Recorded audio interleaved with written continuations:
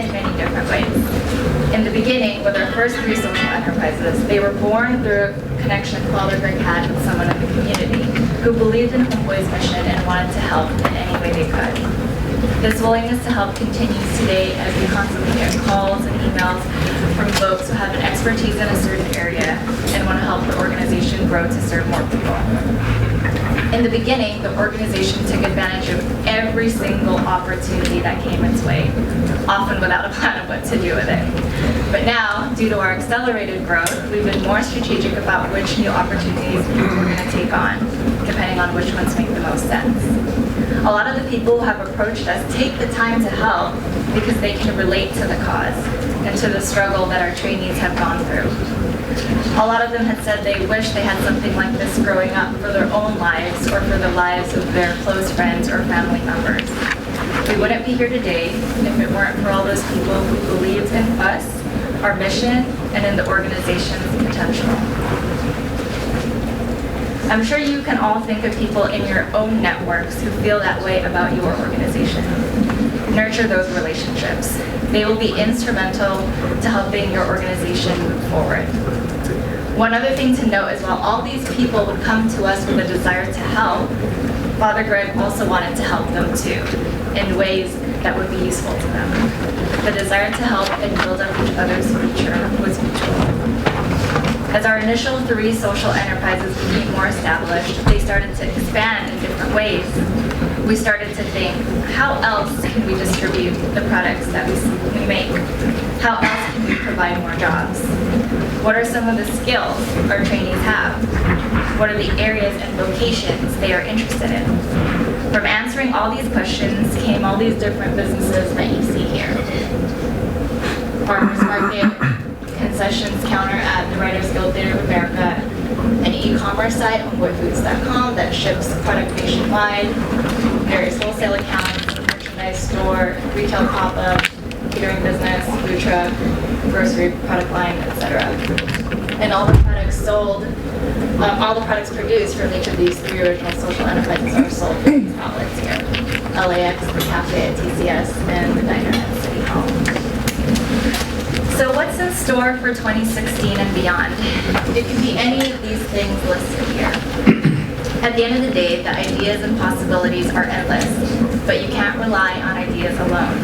You have to have the right people on your team who know how to execute on those ideas and see them through. Think about folks who can offer a complementary skill set to what you already have in-house. When it comes down to it, what informs our growth plan is really the people that we serve. We want to earn more revenue so we can change more lives. It's a combination of continuously thinking of ways we can better serve our trainees and improve on the outcome of their experience with us, and what new venture makes sense to go into, leveraging our existing strengths and assessing the new venture's revenue potential.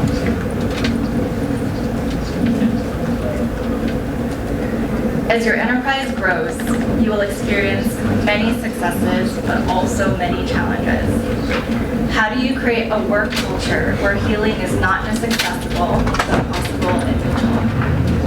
How do business managers work in that context where their main purpose is to train and allow healing throughout the process while still running the enterprise like a regular business, having to think of customer needs and profitability? How do you manage the challenges that come with running a social enterprise, such as people not showing up, coming in really late, not following through with a customer order, not sealing a man properly so when it gets on the pre-roll the product just flies out, or anything else that disrupts the flow of a traditional business operation?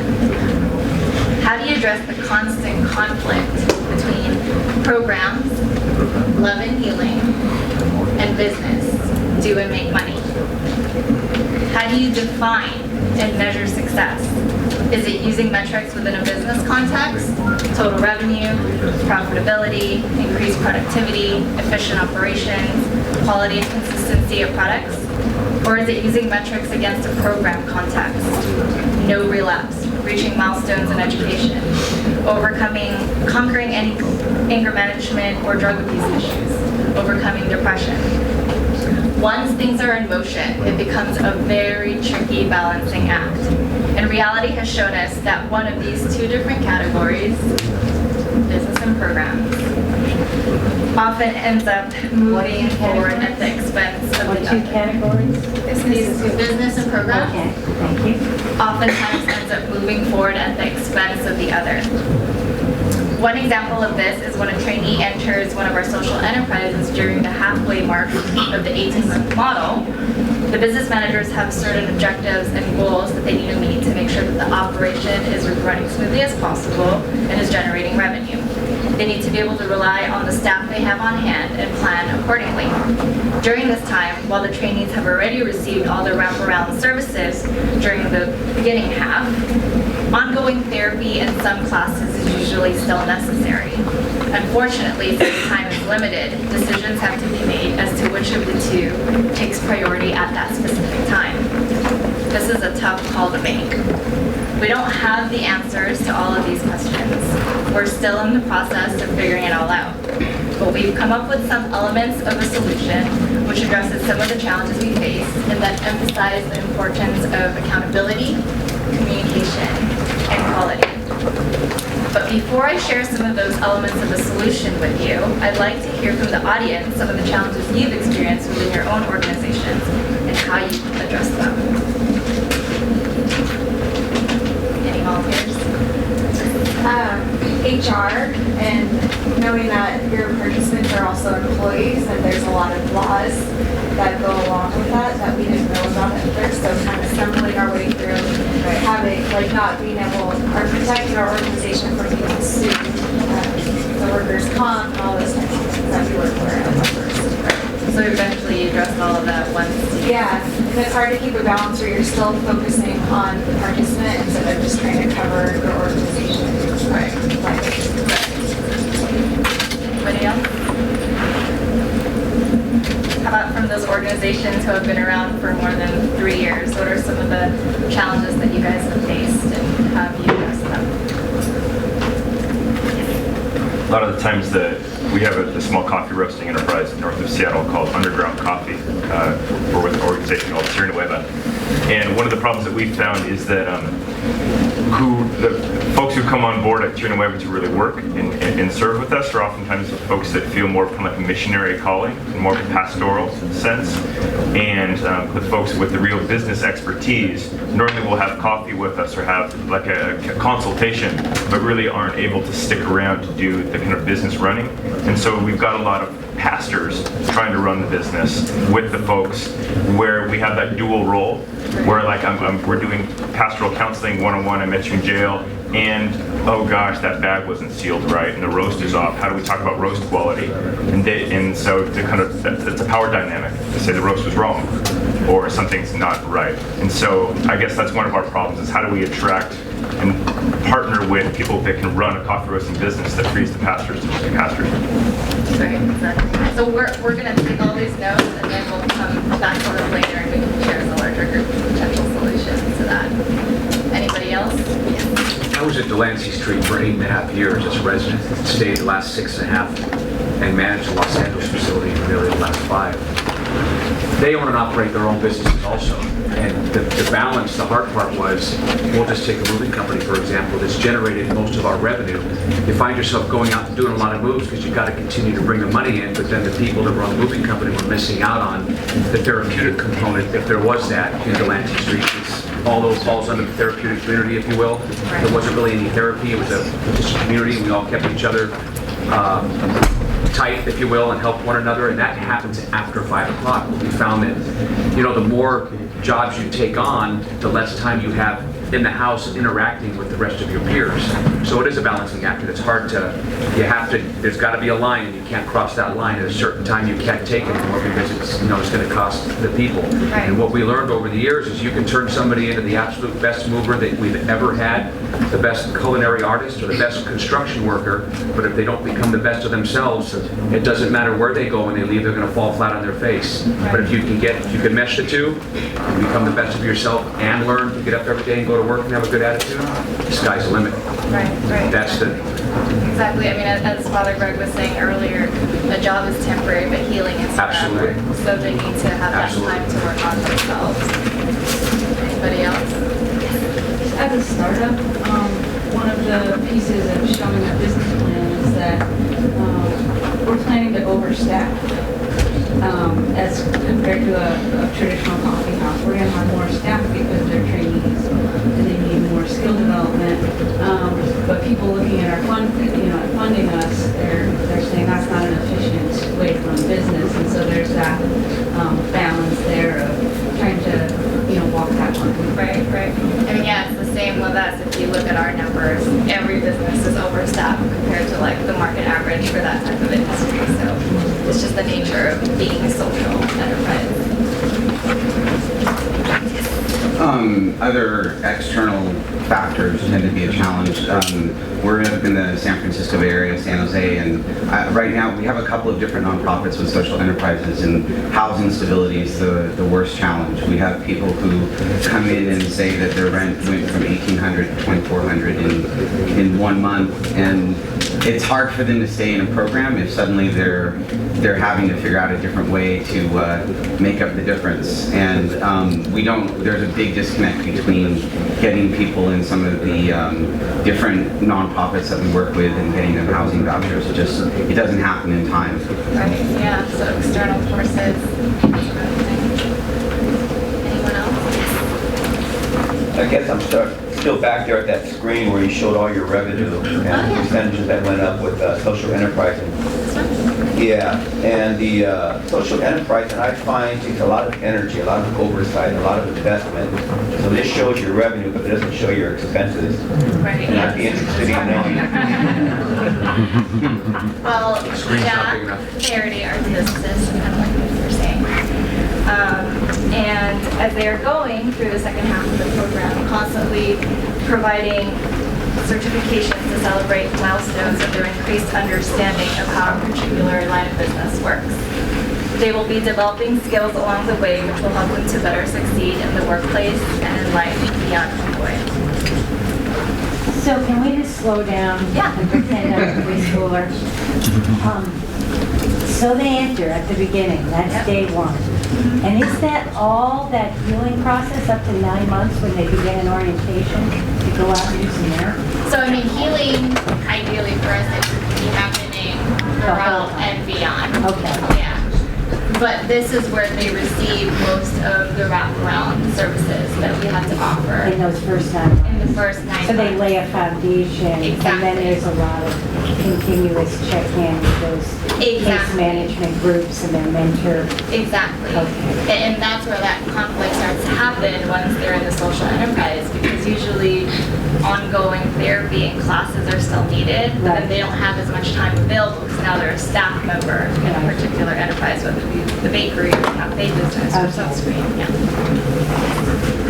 Oh, you first and then you second. Can you define wraparound services? So, the therapy that we have to offer, tattoo removal, case management, am I missing anything? Anger management, Anger class work, management, anger classes. management, parenting classes. Yeah, class GP. My question is, what is the level of, the willingness for the employees or participants, or whatever you want to call them, to participate in this healing process? So for example, if a person is re-entering, right, and they're like, I need a job, I want to change, right, these are some of the sort of things they tell themselves, that need to happen for their life to sort of become successful, right? So they might come here and say, well, yeah, I want a job, I want to do this, and then you offer these wraparound services. I mean, do these brothers and sisters come in saying like, yes, I want this job and I want this healing, and how, is it voluntary, or how does this work? So we go through a vetting process where the people who do admit to the program have that interest and willingness to want to go through the process. It's more than just, oh, I need a job, I want to get a job. So you go to Right. So the there's like a preparedness, they have to meet a certain level. Yeah, like in the criteria. interview, they would have pretty much shown and expressed that they do want to turn their lives around. Oh, and sorry, Jack. I want to add one thing. So Greg has a saying that people come for the check, but they stay for the change. So, and a lot of times, everybody wants a job when they're coming to us, and there's far much more demand than we can meet. But they get weeded out over time. We have a process that if we call them pull-ups, and if you're late for work, we talk to you, and you can have up to 3 pull-ups. But every pull-up is a conversation about what you did wrong and how we can help you, and it's collaborative. So many people come and they're not willing to change, but then they get a taste of it and they're working with other people that used to be their enemies, and they realize they want to change. Not everybody works that way though, so there is a lot of turnover. But it usually starts they need a job, and then they realize they need to change. So will there be a session that talks about that vetting process and those conversations about change and what that all looks like? Because I think that's so very important when you're doing this work. It's happening tomorrow. Do you know what it's called? I'm not sure what's it called, but it's going to be in the panel with the navigators. I'm one of the navigators at Homeboy. So we're going to be discussing of the stages. So it's the phases of, we have 4 of them. So we're going to talk about the orientation and the whole process. So we'll be letting you guys know everything tomorrow. Quick clarification, are trainees getting paid that entire time? Yes, from the moment they start, they get paid. And they're doing some work, like maintenance work, washing their windows, cleaning the bathroom, stuff like that. Are they getting paid 40 hours? They start part-time, Part-time. 60 days. It's a probationary period, and then they go full-time after 60 days. If they meet their goals they've laid out. Basically showing up to work. How often do you do these assessments? Well, I mean, obviously there's the vetting process in the beginning, which I know you assess if someone's working with them. But then are you assessing them, or is that happening in the So we're assessing them in terms of like their interest in going to a particular social enterprise, or what? Yeah. Okay, so we're hoping to bake that in. That currently isn't in place right now, but that's something that we're hoping to do.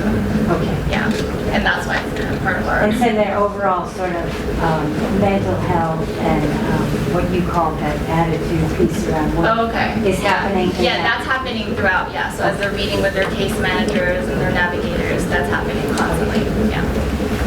Yes. So if they're employed from the beginning, or they're receiving a paycheck from the beginning, what kind of rate are we talking about? Are we talking minimum wage part-time? Are we talking a little more than that? What's the... They start with minimum wage. Which is $9 in LA. And they stop part-time. What were some of the challenges as far as, I know now Homeboy's a lot more well-known in the community, but as far as what were the main strategies of getting youth to become part of the programs? Was there like formal connections with the prisons, or? A big part of it, to my knowledge, seems to just be like word of mouth among the community. It's not like we were ever recruiting people from the prison system. It was just more like word of And mouth. Greg goes to visit prisons, and especially youth camps, and serves mass and gives out his card, so people know of it and they pass his business card around. So From what Greg told me, because I did oboe him on that one, is he quote unquote told me that when he arrived here, was it Bolivia? That he came yes. from Bolivia, that he didn't know what to do after Sunday Mass. So from Friday to Sunday, he had it down, but he didn't know what to do come Monday morning, but he had a bike. And he got on his bike and he started riding through the community and befriending people on the street corners. So much so that the police started to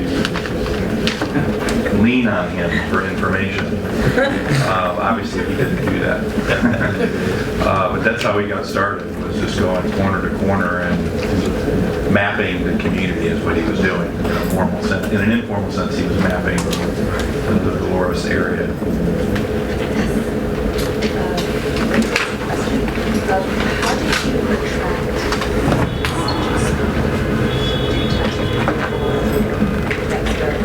They were all volunteers.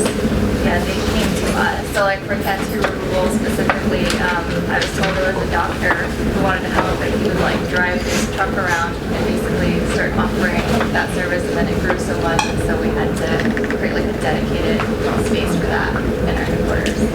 What was the legal issues involved? legal issues. I'm sorry, I didn't hear. She was asking if there were legal issues involved with the malpractice for like tattoo. For tattoo removal? Not, you know, they sign a release when they come. Doesn't stop them from suing us, you know, potentially. We have malpractice insurance though for the operations. I'd like to add also that each position, each volunteer position that we do have in our tattoo removal services, they also carry their own liability insurance and their own insurance for malpractice suits. And yeah, so all of our positions, volunteer positions, they all carry that as well. I'm thinking in terms of the long-term employability, as people come into the program, they go through the healing process of 18 months and they're employed by Homeboy Industries. Do you track people after they leave? And if you do, are you finding that there's any impact on their employability if their resume says, I worked at Homeboy, which indicates that they've been gang involved? Then is there any impact on their long-term employability having their resume say that they worked for Homeboy? Do we have Jacob in Are they tracking after people? So we had a study done by a UCLA professor about recidivism. How likely are they to, you know, reoffend? And so our recidivism rate was 70%, which means 70% did not reoffend, and the normal without outside the control group was 30%. So we're successful in people staying out of prison more so than without our services, but we've not tried to track. You know, with Homeboys on your resume, are you more employable or not? We've not tried to do anything in that case. On the front end of that, are there any numbers or a study about folks who enter in, and is there some sort of number to wrap our head around with maybe a dropout rate? I mean, in terms of 100 people coming in, how many of those? We have turnover rates. Yeah. It's pretty high because actually a lot of our senior staff that have come through the program, so probably 30% of our senior staff, they're non-trainees and our employees, they came through our program, so they're former trainees. I lost track of the question here. In terms of, say, 100 folks come through the door, how many finish? Or at least go that through? I don't know that, yeah. We have a pretty high turnover because actually the point I was trying to make was that people come back in, so they fail after 3 months, and then they might go in prison, they might go back to gang life, and they come back. And, you know, we build relationships with them. We have a family, basically, and if we can bring them back in, we will, if they're willing to change. And, you know, they can be pretty good about convincing us that they're willing to change and not really be willing to change. So we do have a pretty high failure rate initially, but it's success at the end that we really want to measure. So we don't have a fallout rate that we quote. If I may, it's hard to quantify that in the numbers because to find success, someone comes into a program for 2 years, leaves, 3 years later, gets high again. Did he fail? No. He's had a job, he lost a job. He's had a job, he lost a job. Did he fail? No. Is he out of prison still? Yes. Failure or success. There's so much that goes into quantifying success when you've gone through a program. There's so many, the dynamics of it are enormous. It's hard to really put into words. It's hard to get the numbers. That's why oftentimes you'll ask other programs what the numbers are. They can't give you any solid numbers because once you leave, if you don't go back to jail or prison, you do not reoffend, for all intents and purposes, you're a success, juxtaposed against your life prior to entering the program. And so foundations often look for evidence-based outcomes, and Greg hates that because you know, even if you get a taste of this, it can change you. And, Right. you know, even if you're here for a little while and you leave, that's not a failure. That's because we may have influenced you. Right. So. There was a question about the interviewing process that somebody had asked. I've done thousands of interviews. I was interviewed myself in jail and prison. After doing thousands of interviews, it's not unlike doing an interview for any other job. People are going to tell you exactly what you want to hear. 100% of the time, and someone who's in jail or someone who's in prison is going to do their best job at lying to you because they want out of jail, they want out of prison, or they're on the street and they want to come into a program because they've got no place else to go. That is then our job to get our talents in them and hold them long enough for it to start taking hold. But the interview process is not really that uncommon. You ask all the same questions you would if you were asking for a job in a regular business. So Therese, what I'd love to do, because I know that you're on a time limit still, is I'd I'd like to add one more piece to that. I know Jacob's not in the room and he was. However, and as going back to the resume part, we don't necessarily, we assist in creating the resumes, and we don't say that they began and they ended their employment at Homeboy Industries. They began their employment at Homeboy Industries. They did maintenance at Homeboy Industries during this time and this time. They worked at a social enterprise between this time and this time. Here are the responsibilities. So it's not necessarily that they have one added notation in the resume that they began date and their end date at Homeboy Industries. Maintenance, administration, social enterprises. So these are all the skills that they developed within these small facets of working at Homeboy Industries. So I hope that helps just a little bit. So we'll go on. And we'll catch your questions. I know we saw hands, but we're keeping her on time, so we're gonna. All right, we'll have time for Q&A at the end. So any other last quick questions on the slide before I move further?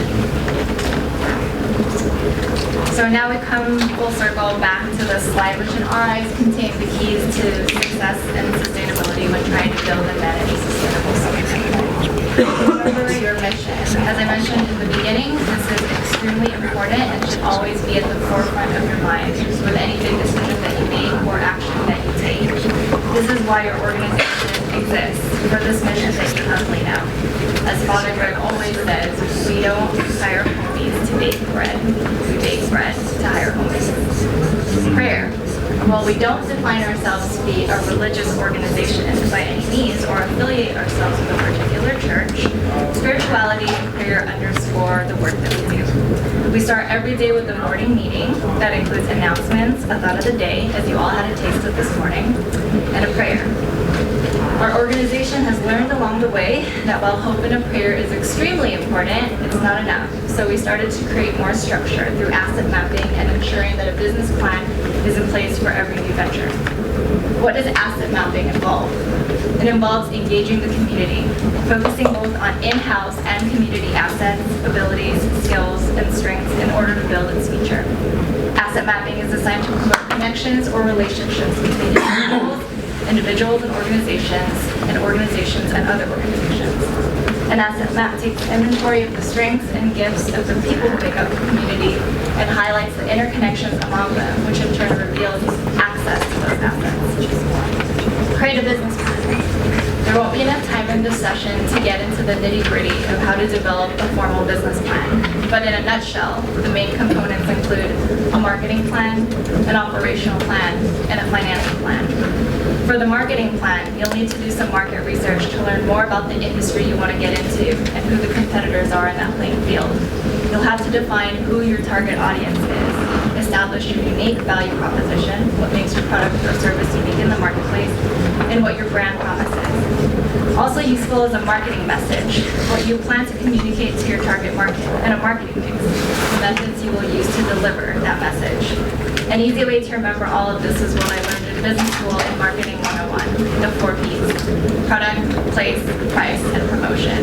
So essentially, what the product offering is, how you plan, or where you plan to distribute it, at what price point you plan to sell it, and how you're going to promote it. Under operations, you'll need to ask yourself, how will you produce that product offering or deliver the service? What business processes will you employ? What are the logistics required?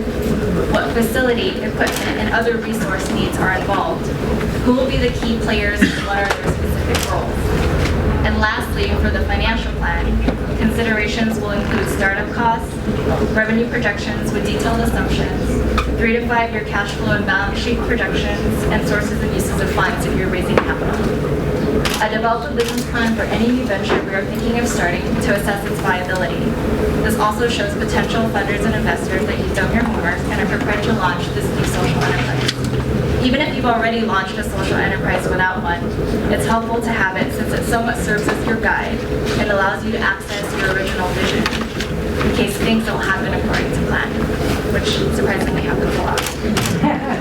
And remember, at the center of all of this is your people. Spread the word. Increase awareness of the life-changing work that your organization is doing. People will want to help. They will want to come on board. So I I hope this presentation so far has been helpful and informative. Since I want you to have some actionable takeaways from the session, what I'd like you to do now is spend the next 10 minutes working on this brief